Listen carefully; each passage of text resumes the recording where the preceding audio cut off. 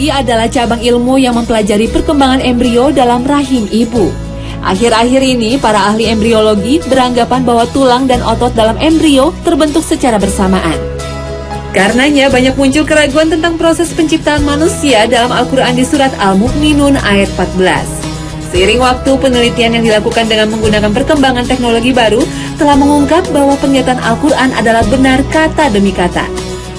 Penelitian di tingkat mikroskopis ini menunjukkan bahwa perkembangan dalam rahim ibu terjadi dengan cara yang sama, seperti yang digambarkan dalam Al-Quran surat Al-Mu'minun ayat 14. Pertama, jaringan tulang rawan embrio mulai mengeras. Kemudian sel-sel otot yang terpilih dari jaringan di sekitar tulang-tulang bergabung dan membungkus tulang-tulang ini.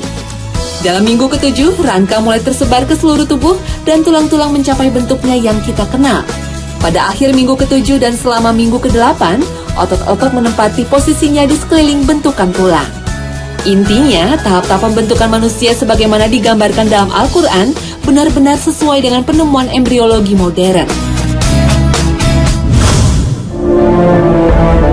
Dari surat Al-Mu'minun ayat 12 sampai dengan 14 dapat disimpulkan adanya 6 fase terbentuknya janin dalam rahim.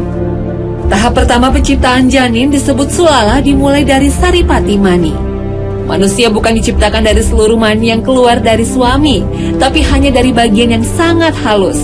Itulah yang dimaksud dengan sulala. Menurut riset yang telah diteliti oleh para ahli sekarang, manusia itu tercipta dari 1 sperma saja. Itu sangat sedikit sekali bila dibanding dengan sperma yang keluar dari laki-laki yang mencapai jutaan sperma. Sulala adalah kata yang paling tepat dan cocok untuk menggambarkan proses terbentuknya janin ini.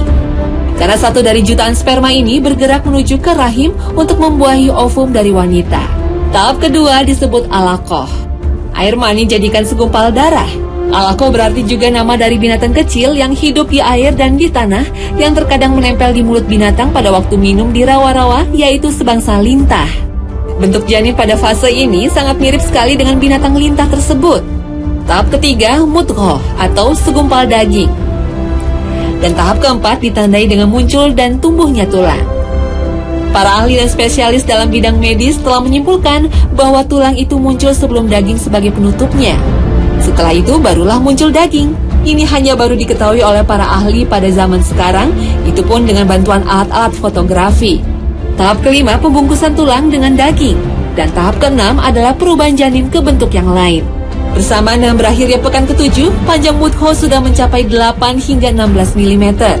Yang membedakan pada periode ini adalah bahwa bentuk tulang berbentuk bengkok menyerupai bulan sabit. Kemudian mulai berubah lurus dan tegap, ditambah lagi ada sesuatu yang membedakan janin dengan makhluk hidup yang lain, yaitu sempurnanya bentuk tubuh pada pekan ke-8. Dalam sebuah hadis yang diriwayatkan Imam Bukhari dari Abdullah, Rasulullah SAW bersabda, "Seseorang dari kamu ditempatkan penciptaannya di dalam perut ibunya selama 40 hari. Kemudian menjadi alaqah selama itu pula.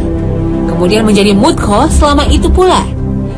Kemudian Allah mengutus seorang malaikat, lalu diperintahkan 4 kalimat hal dan dikatakan kepadanya, tulislah amal, rizki dan ajalnya, serta celaka atau bahagianya.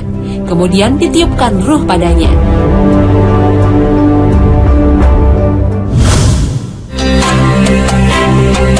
Dan dalam Al-Quran surat Az-Zumar ayat 6 dipaparkan bahwa manusia diciptakan melalui 3 tahapan dalam rahim ibunya.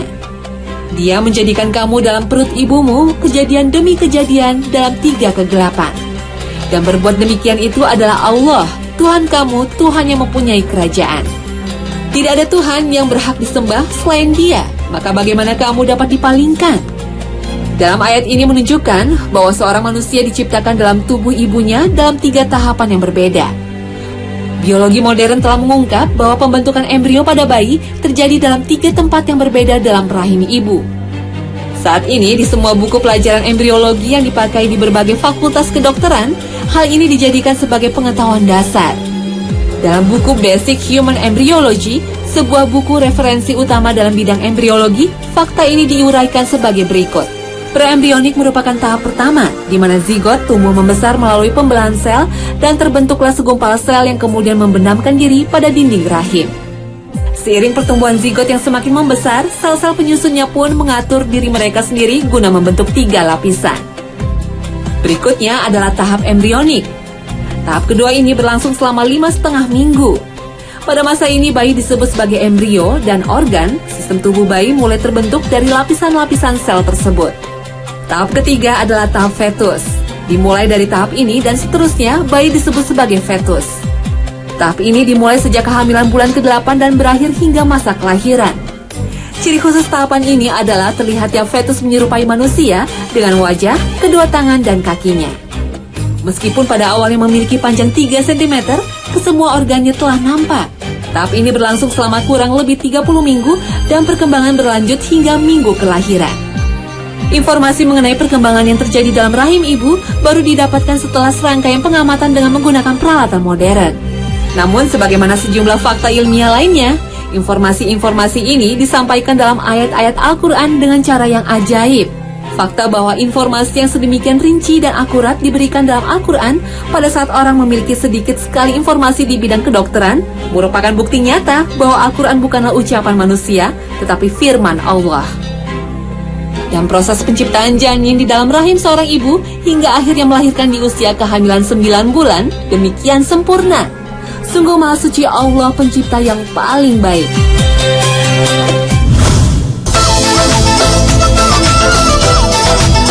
Nah pemirsa, informasi tadi mengakhiri kebersamaan kita dalam Hasanah pagi ini. Saksikan selalu Hasanah dari Senin sampai Jumat hanya di Trans 7. Terima kasih atas perhatian Anda dan wassalamualaikum warahmatullahi wabarakatuh.